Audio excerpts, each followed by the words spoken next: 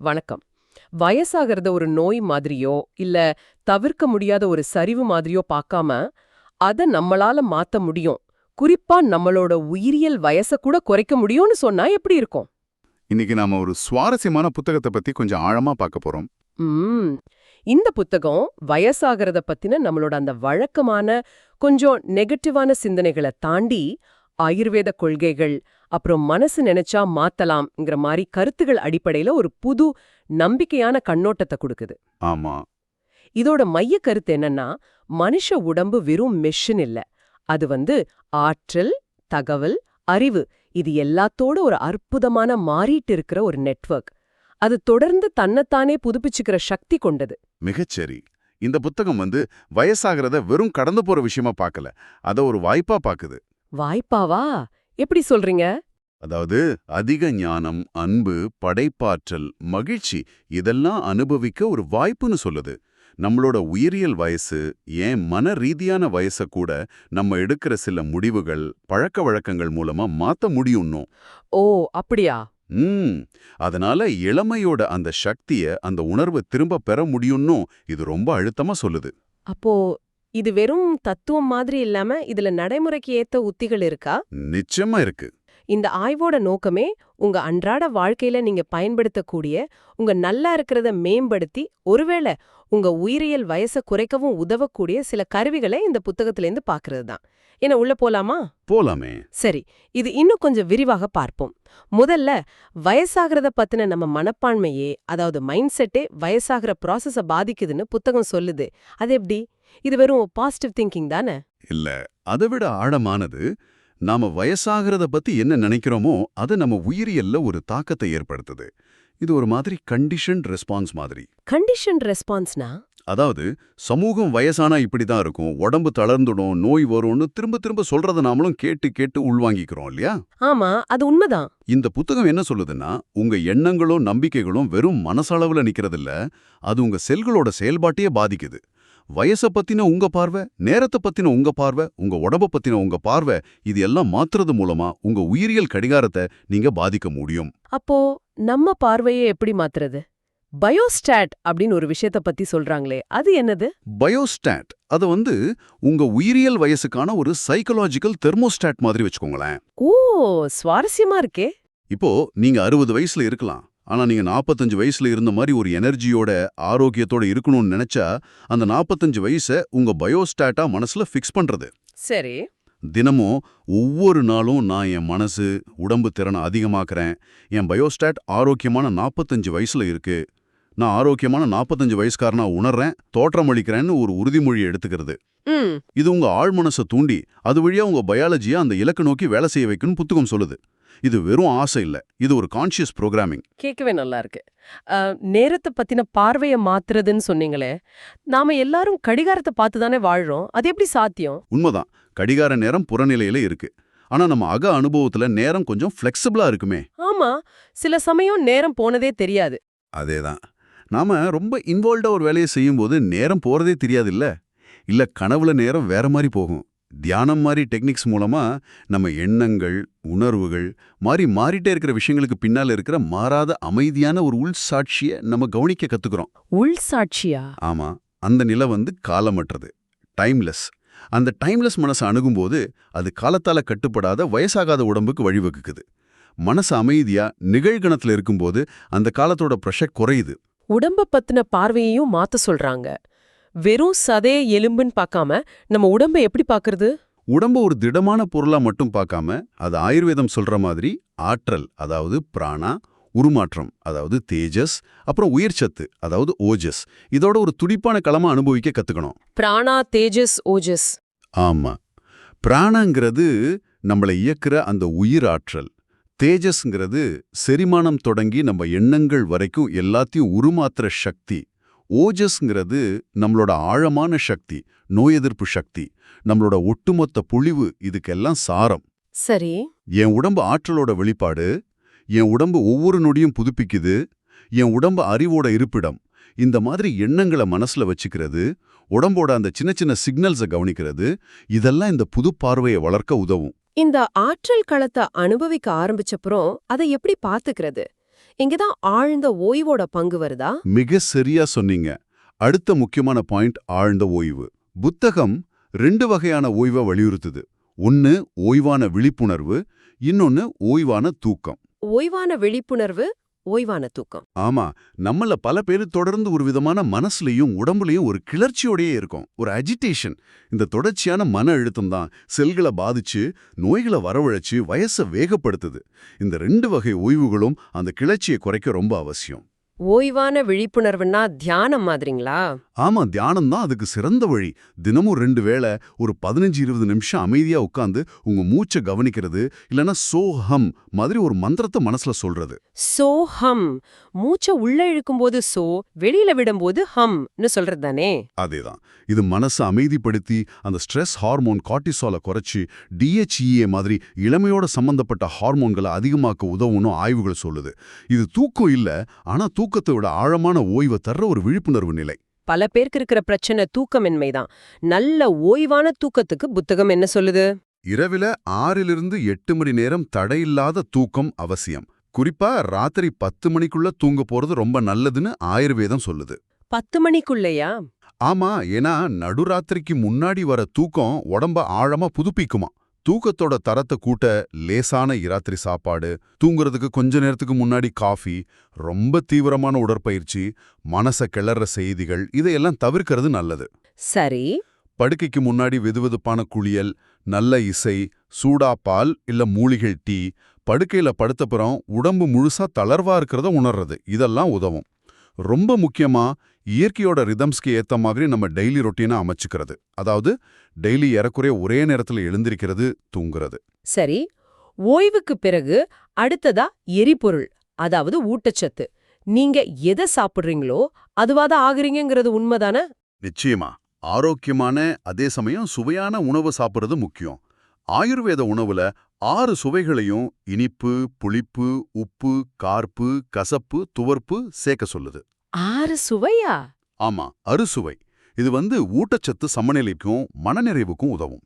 முடிஞ்ச வரைக்கும் ஃப்ரெஷ்ஷான முழுமையான உணவுகள், காய்கறிகள், பழங்கள், முழு தானியங்கள் அதிகம் சேர்க்கறது, அப்புறம் பதப்படுத்தப்பட்ட உணவுகள், விலங்கு கொழுப்பு இதெல்லாம் குறைக்கிறது நீண்ட ஆரோக்கியமான வாழ்க்கைக்கு அடிப்படை.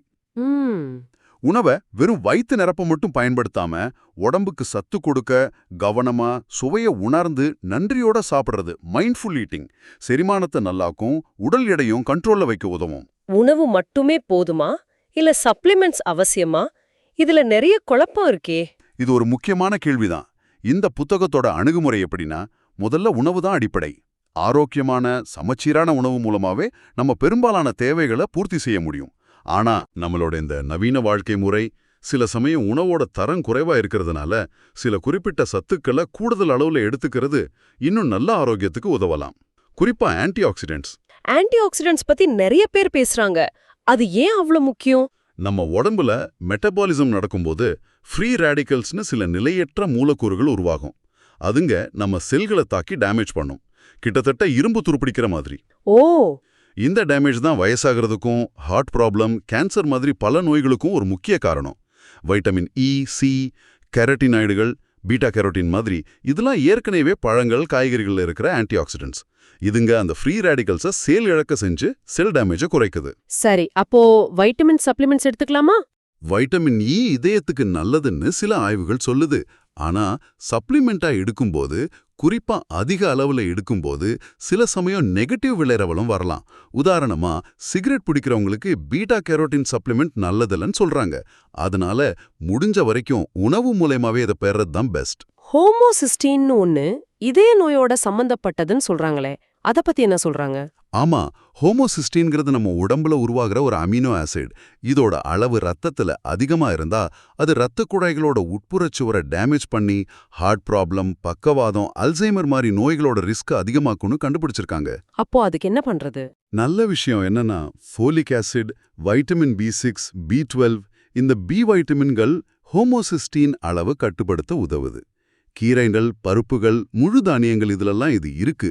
இருந்தாலும் ஒரு நல்ல மல்டி வைட்டமின் மூலமா போதுமான அளவு கிடைக்குதான்னு பாத்துக்கிறது நல்லதுன்னு புத்தகம் பரிந்துரைக்குது. DHA growth ஹார்மோன் மாதிரி இளமை ஹார்மோன் சப்ளிமெண்ட்ஸ் பத்தி என்ன நினைக்கிறீங்க? இது கொஞ்சம் சிக்கலான ஏரியா.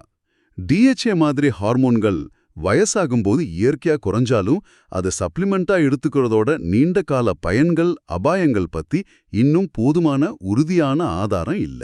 ம் சில ஆய்வுகள் பாத்தீங்கன்னா தியானம் பண்றவங்க கிட்ட டிஹெச்ஏ அளவு இயற்கையாவே அதிகமா இருக்குன்னு சொல்லுது. அதனால சப்ளிமெண்ட்டை நம்புறதை விட தியானம் மாதிரி வாழ்க்கை முறை மாற்றங்கள் மூலமா அதை அதிகப்படுத்துறது பாதுகாப்பானது, நல்லதும் கூட. சரிதான். அதே மாதிரி பெர்ரி, திராட்சை, கிரீன் டீல இருக்கிற ஃபீனாலிக் காம்பவுண்ட்ஸ் மாதிரி சக்தி வாய்ந்த ஆன்டி ஆக்சிடென்ட்ஸை சப்ளிமெண்டா எடுக்கிறத விட உணவு மூலமா பெறதா மேலொன்னு புத்தகம் சொல்லுது. சுருக்கமா சொன்னா ஊட்டச்சத்தை பொறுத்த வரைக்கும் முழு உணவுகளுக்கு முக்கியத்துவம் கொடுத்து தேவைப்பட்டா அடிப்படை சத்துக்கள், மல்டிவைட்டமின்ஸ், சில ஆன்டி ஆக்சிடென்ட்ஸ் டாக்டர் யோசனையோட சேர்த்துக்கலாம். ஆனா அந்த மிராக்கிள் சப்ளிமெண்ட்ஸ் கிட்ட கொஞ்சம் ஜாக்கிரதையா இருக்கிறது நல்லது. ஊட்டச்சத்தை தாண்டி மனசு உடம்பு இணைப்ப பலப்படுத்த வேற என்ன வழிகள் இருக்கு? இங்கதான் சுவாச பயிற்சிகளும் பிராணாயாமம் அப்புறம் கவனமான உடல் அசைவுனும் வரும். பிராணாயாமம்னா சும்மா மூச்சு பயிற்சி இல்ல, அது உயிராற்றலை விரிவுபடுத்துறது. உதாரணத்துக்கு நாடி சோதனா. நாடி சோதனாவா? அது என்ன? ஆல்டர்னேட் நாஸ்ட்ரல் பிரீதிங்னு சொல்லுவாங்களே, அது மனசை அமைதிப்படுத்தி நரம்பு மண்டலத்தை பேலன்ஸ் பண்ண உதவும்.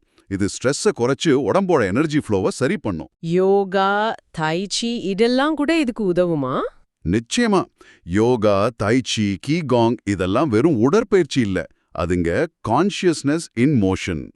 யோகால வர்ற சூரிய நமஸ்காரம் மாதிரி ஆசனங்கள் உடம்போட நெகிழ்வுத்தன்மை, வலிமை, சமநிலையை அதிகப்படுத்துறதோட மனசையும் உடம்பையும் ஒன்னா கொண்டு வருது. தாய்ச்சி கீகாங் பத்தி? தைச்சி கீகாங்ல வர்ற அந்த மெதுவான ஒரு ரிதத்தோட செய்யற அசைவுகள் உடம்போட ஆற்றல் ஓட்டத்தை சீ இல்லனா சீ நல்லாக்கி மன அமைதியை தருது. இது எல்லாமே மனச உடம்போட ஆழமா இணைக்க உதவுது. அப்படியானால் வழக்கமான உடற்பயிற்சியோட பங்கு என்ன? அதுவும் வயசை குறைக்க உதவுமா? ஓ, அதுக்கு மிக முக்கிய பங்கு இருக்கு. உடற்பயிற்சிங்கிறது வயசாகிறதுக்கான பல பயாலஜிக்கல் மார்க்கர்ஸை பாசிட்டிவா மாத்தக்கூடிய சக்தி வாய்ந்தது. எதெல்லாம் மாத்தும்? தசை வலிமை, அதோட அளவு, மசில் மாஸ், எலும்பு அடர்த்தி, போன் டென்சிட்டி, ஏரோபிக் திறன், அதாவது இதய சுவாசத்திறன், கொழுப்பு அளவு, பிளட் பிரஷர், இப்படி பல விஷயங்களை உடற்பயிற்சி மூலமா நாம மேம்படுத்தலாம். சுவாரஸ்யமான விஷயம் என்னன்னா, வயசானவங்க கூட முறையான உடற்பயிற்சி மூலமா அவங்க தசை வலிமையை நல்லாவே அதிகப்படுத்த முடியும். என்ன மாதிரி உடற்பயிற்சிகளை பரிந்துரைக்கிறாங்க? ஒரு முழுமையான திட்டம்னா அதுல 3 அம்சம் இருக்கணும். நெகிழ்வுத்தன்மை, ஃப்ளெக்சிபிலிட்டி, அதுக்கு யோகா, ஸ்ட்ரெச்சிங் பயிற்சிகள் உதவும். அப்புறம் வலிமை, ஸ்ட்ரென்த் ட்ரைனிங். அப்புறம் சகிப்புத்தன்மை, என்டியூரன்ஸ் ஏரோபிக். வலிமை பயிற்சிக்கு ஜிம்முக்கு போகணுமா? இல்ல, அவசியம் இல்ல. புஷ்அப்ஸ், கிரன்ச்சஸ் வயித்துக்கு, ஸ்குவாட்ஸ் தொடைக்கு, இந்த மாதிரி அடிப்படை 7 பயிற்சிகளை வீட்லயே சிம்பிளான உபகரணங்களை வச்சோ இல்ல நம்ம உடம்பு எடைய வச்சோ செய்யலாம். வாரத்துக்கு ஒரு 2-3 தடவை செஞ்சா போதும். ஏரோபிக் பயிற்சிக்கு? அதை எப்படி கணக்கிடுறது? சுலபந்தான். உங்க அதிகபட்ச இதய துடிப்பு MHR is equal to 220 minus உங்க வயசு. இதுல ஒரு 60-75% அளவுல ஹார்ட் ரேட் இருக்கிற மாதிரி நடைப்பயிற்சி, ஜாகிங், சைக்கிள் ஓட்டுதல், நீச்சல், டான்ஸ் பண்றது உங்க இதயத்துக்கும் நுரையீரலுக்கும் ரொம்ப நல்லது. சரி. உடற்பயிற்சி செய்யும்போது மனசையும் அதுல ஒன்றிணைச்சா, உதாரணமா மூச்சோட சோகம் சொல்றது, அதோட பலன் இன்னும் அதிகமா இருக்கும். உடலுக்கு நல்லது செய்யறத பத்தி பேசணும். உடம்புல சேர்ற நச்சுக்கள், டாக்ஸின்ஸ் நீக்கிறத பத்தியும் புத்தகம் பேசுது. ஆமா, நம்ம உடம்புல நச்சுக்கள் சேர்றது வயசாகிற ப்ராசஸை வேகப்படுத்துது. இது பிசிக்கல் டாக்ஸின்ஸா இருக்கலாம், புகைப்பிடிக்கிறது, மது, பதப்படுத்தப்பட்ட உணவுகள், சுற்றுச்சூழல் மாசு, இந்த மாதிரி. வேற என்ன மாதிரி நச்சுக்கள்? இல்லனா இமோஷனல் டாக்ஸின்ஸாவும் இருக்கலாம். ரொம்ப நாள் மனக்கசப்பு, பகைமை, குற்ற உணர்ச்சி, பயம், இந்த மாதிரி. இதெல்லாமே செல்கள்ல அழுத்தத்தை ஏற்படுத்தி அந்த ஃப்ரீ ரேடிக்கல் டேமேஜை அதிகப்படுத்துது. நச்சு உறவுகள் இல்ல மன அழுத்தத்தை தர்ற வேலை சூழல் கூட இதுல அடங்கும். அப்போ இதை எப்படி நீக்கிறது? ஆன்டி ஆக்சிடென்ட் நிறைய இருக்கிற உணவுகளை சாப்பிடுறது, போதுமான அளவு தண்ணி குடிக்கிறது, உங்க எடை பவுண்ட்ல பாதி அளவு அவுன்ஸ் தண்ணி தினமும் குடிக்கலான்னு ஒரு கணக்கு சொல்றாங்க. மன அழுத்தத்தை குறைக்க தியானம் பண்றது, இதெல்லாம் உதவும். சரி. ஆயுர்வேதத்துல பஞ்சகர்மான்னு சில சுத்திகரிப்பு முறைகள் இருக்கு. ஆனா அதெல்லாம் நிபுணர்களோட மேற்பார்வையில தான் செய்யணும். ரொம்ப முக்கியமா தேங்கி போன உணர்ச்சிகளை ஆரோக்கியமான வழியில வெளிப்படுத்துறது, இல்லனா அதை விட்டுறது, லெட்டிங் கோ. நம்ம தேவைகளை வன்முறை இல்லாத முறையில நான் வயலண்ட் கம்யூனிகேஷன் மத்தவங்க கிட்ட சொல்றது அவசியம். உடல் நச்சுக்கள் மாதிரி மனசோட விரைப்புத்தன்மையும் வயசாகிறதோட சம்பந்தப்பட்டதுன்னு சொல்றாங்களே. நெகிழ்வுத்தன்மை, படைப்பாற்றல் இதெல்லாம் எப்படி உதவுது? ஆமா, வயசாகும்போது உடம்பு மட்டும் இல்ல, மனசும் கொஞ்சம் விரைச்சு போற தன்மை இருக்கு. ஒரே மாதிரி சிந்தனை, புது விஷயங்களை ஏத்துக்க மறுக்கிறது, பழக்கங்களுக்கு அடிமையா இருக்கிறது, இதெல்லாம் மனசோட விரைப்புத்தன்மை. ம், இதுக்கு எதிரா இளமைங்கிறது நெகிழ்வுத்தன்மையோட சம்பந்தப்பட்டது. புது சூழலுக்கு ஏத்த மாதிரி தன்னை மாத்திக்கிறது, புது யோசனைகளை வரவேற்கிறது, மாற்றங்களை ஏத்துக்கிறது. மனசளவுல நெகிழ்வா இருக்க மத்தவங்கள மன்னிக்கிறது, பிடிவாதத்தை கைவிடுறது, அப்பப்போ நம்ம ரொட்டீனை உடைச்சு புதுசா ஏதாவது பண்றது உதவும். படைப்பாற்றலை எப்படி வளர்க்கறது? படைப்பாற்றல்னா அது கலைஞர்களுக்கு மட்டும் இல்ல, அது பிரச்சனைகளை தீர்க்கறதுக்கும் வாழ்க்கைய சுவாரஸ்யமா வாழ்றதுக்கும் உதவுற ஒரு திறன். புத்தகம் ஒரு 9 படி செயல்முறைய சொன்னாலும் அதோட சாரம் என்னன்னா, ஒரு நோக்கத்தை உருவாக்குறது, அதை பத்தின தகவல்களை சேகரிக்கிறது, அப்புறம் அதை மனசோட பின்னணியில அடைகாக்க விடுறது. இதுக்கு தியானம், ஓய்வு உதவும். திடீர்னு ஒரு உள்ளொளி பிறக்கிறது, அதிலிருந்து உத்வேகம் கிடைச்சி அதை செயல்படுத்துறது. ஓ, ஒவ்வொரு சவாலையும் ஒரு கிரியேட்டிவ் வாய்ப்பா பார்க்கும்போது மனசு இளமையா இருக்கும். இதெல்லாம் சரி. ஆனா அன்புக்கும் வயசு குறைக்கிறதுக்கும் சம்பந்தம் இருக்கா? இது கொஞ்சம் ஆச்சரியமா இருக்கே. ஆச்சரியமா இருக்கலாம், ஆனா ரொம்ப முக்கியமானது. அன்புங்கிறது வெறும் ஒரு மென்மையான உணர்ச்சி மட்டும் இல்ல, அது சக்தி வாய்ந்த பயாலஜிக்கல் தாக்கத்தை ஏற்படுத்தக்கூடியது. அப்படியா? ஆமா, அன்பு, அக்கறை, பாசிட்டிவான சமூக தொடர்புகள் இதெல்லாம் நோய் எதிர்ப்பு சக்தியை அதிகமாக்குது, இதய ஆரோக்கியத்தை மேம்படுத்துது, ஸ்ட்ரெஸ் ஹார்மோன்ஸை குறைக்குது. ஆதரவான உறவுகள் இருக்கிறவங்க நீண்ட காலம் ஆரோக்கியமா வாழ்றாங்கன்னு பல ஆய்வுகள் சொல்லுது. அன்பை நம்ம அன்றாட வாழ்க்கையில எப்படி அதிகமா கொண்டு வர்றது? இந்த புத்தகம் 3 எளிய வழிகளை சொல்லுது. 1, மத்தவங்க பேசுறத உண்மையான கவனத்தோட கேட்கறது, டிஸ்ட்ராக்ஷன் இல்லாம அவங்க சொல்றத மதிக்கிறோன்னு காட்டுறது. சரி. 2, மத்தவங்கள பாராட்டுறது, நன்றி சொல்றது, சின்ன விஷயங்களுக்கு கூட. 3, அன்பான தொடுதல், அப்ரோப்ரியேட் டச், கையை புடிச்சுக்கிறது, அணைக்கிறது. இதெல்லாம் மன அழுத்தத்தை குறைச்சு அன்பு ஹார்மோன்னு சொல்ற ஆக்சிடோசினை சுரக்க வைக்கும். ஓ, ஆயுர்வேத பார்வையில ஓஜஸ்னு சொல்ற நம்ம உயிர் சக்தி அன்பாலையும் பாலியல் ஆற்றலை மதிச்சு பேன்றதுனாலையும் அதிகமாகும்னு பாதாம், நெய், தேன், அஸ்வகந்தா, நெல்லிக்காய், ஆமலாக்கி இந்த மாதிரி உணவுகளும் மூலிகைகளும் ஓஜஸ அதிகமாக்க உதவும்னு சொல்றாங்க. அருமை. கடைசியா, இளமையான மனச பராமரிக்கிறது எப்படி? உடல் ஆரோக்கியம் மட்டும் போதுமா? நிச்சயமா இல்ல, மனசோட இளமையும் ரொம்ப முக்கியம். இளமையான மனசுன்னா குழந்தைத்தனமா இருக்கிறதுன்னு அர்த்தம் இல்ல. அது உற்சாகம், தன்னிச்சையா செயல்படுற தன்மை, ஸ்பான்டேனிட்டி, சூழ்நிலைக்கு ஏத்த மாதிரி தன்னை மாத்திக்கிற நெகிழ்வுத்தன்மை, ஃப்ளூயிடிட்டி அண்ட் அடாப்டபிலிட்டி கொண்டது. வயசானாலும் மனசளவுல இளமையா இருக்கலாம். அது எப்படி சாத்தியமாக்குறது? சில வழிகள் இருக்கு. நம்ம புலன்களை உயிர் போட வச்சுக்கிறது, நரிஷிங் சென்சஸ், புது இசையை கேட்கறது, புது சுவைகளை ட்ரை பண்றது, இயற்கையோட அழக ரசிக்கிறது, வாழ்நாள் பூரா கத்துக்கிட்டே இருக்கிறது, லைஃப் லாங் லேர்னிங். ஒரு புது மொழி, ஒரு புது ஸ்கில், இல்ல ஒரு புது விஷயத்தை பத்தி படிக்கிறது மூளைய சுறுசுறுப்பாவும் இளமையாவும் வச்சிருக்கும். ம், ரொம்ப முக்கியமா விளையாட்டுத்தனம், அப்புறம் சிரிப்பு. சிரிப்பு ஒரு சிறந்த மருந்து. அது ஸ்ட்ரெஸ்ஸை குறைச்சு உடம்புக்கு நல்லது. வேதம் வாழ்க்கைய லீலா, ஒரு தெய்வீக விளையாட்டுன்னு சொல்லுது. லீலாவா? ஆமா, வாழ்க்கைய ரொம்ப சீரியஸா அணுகாம ஒரு கொண்டாட்டமா, ஒரு விளையாட்டா பார்க்க கத்துக்கிறது மனசை இளமையா வச்சிருக்கிறதோட அது உடல் ஆரோக்கியத்திலையும் பிரதிபலிக்கும். ஆக, இன்னைக்கு நாம பார்த்த இந்த புத்தகத்தோட சாராம்சம் என்னன்னா, வயசாகிறத நாம ஒரு செயலற்ற பார்வையாளரா இருந்து ஏத்துக்க தேவையில்ல.